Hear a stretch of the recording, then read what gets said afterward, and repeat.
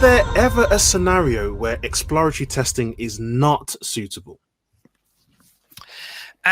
So, yes, is the answer to that. I'm not here to tell you that exploratory testing is a silver bullet that will slay all of your werewolves or solve all of your problems. It's not that entirely. Okay.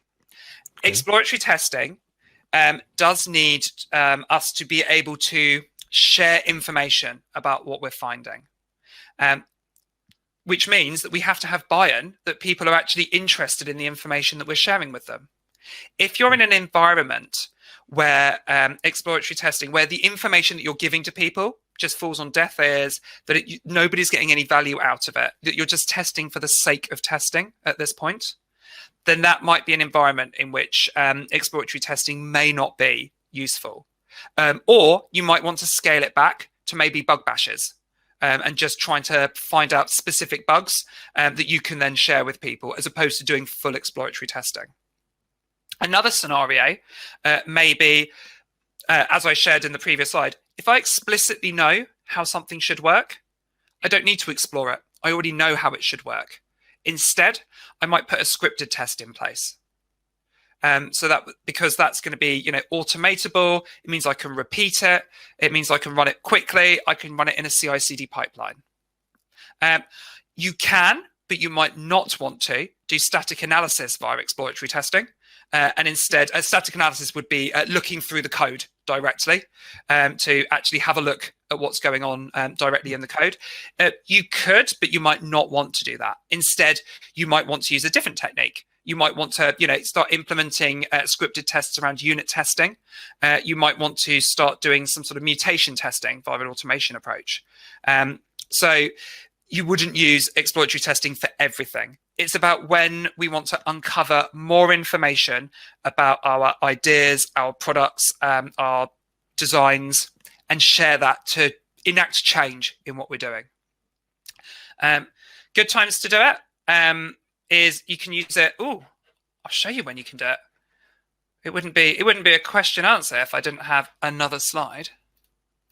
So superb.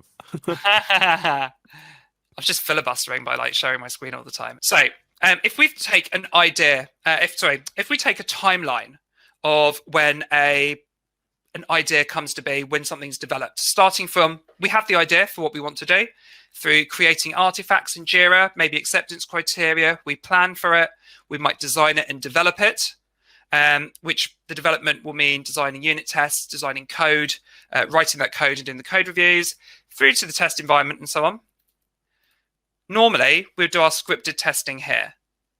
So here's good places where we might not do exploratory testing. So when we're doing our development, we might do unit tests, we might do static analysis in our test environment, we might choose to write Cypress tests, Selenium tests, or so on and so forth. But exploratory testing can find information at any given point.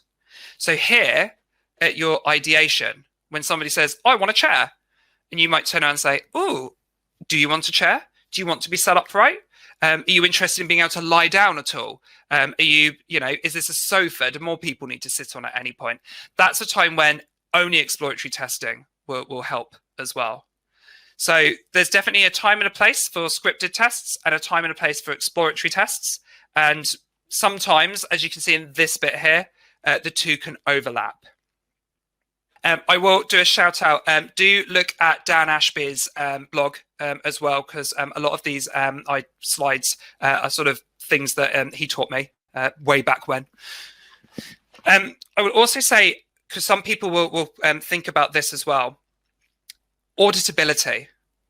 Some people are scared off from the idea of exploratory testing because they believe that ISO standards and auditability require you to have scripts, and those scripts need to have steps, and those steps need to have evidence against them. ISO standards in the modern way definitely allow you to map your testing, whatever that testing is, against test charters. You are proving that you're doing testing. It doesn't have to be in any specific way. You don't have to write out loads and loads of scripted tests.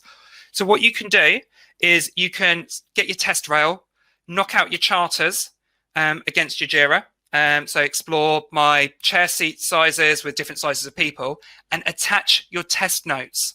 Attach those test notes back to it. And as long as you say, my test approach is exploratory testing, where I will take my charters, put them to the JIRA for traceability, and attach my test notes to those to show what I've done. And then also maybe attach logs for any automated tests that I'm running as well.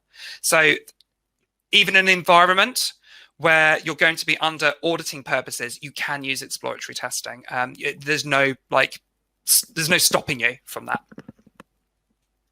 I'm so glad you said that. I'm so glad that came up because testing in regulated environments where there's all these compliance obligations. Sometimes exploratory testing gets a bad rap, and it's complete myth. You can absolutely use it. So thank you for mentioning that, and thank you for the question.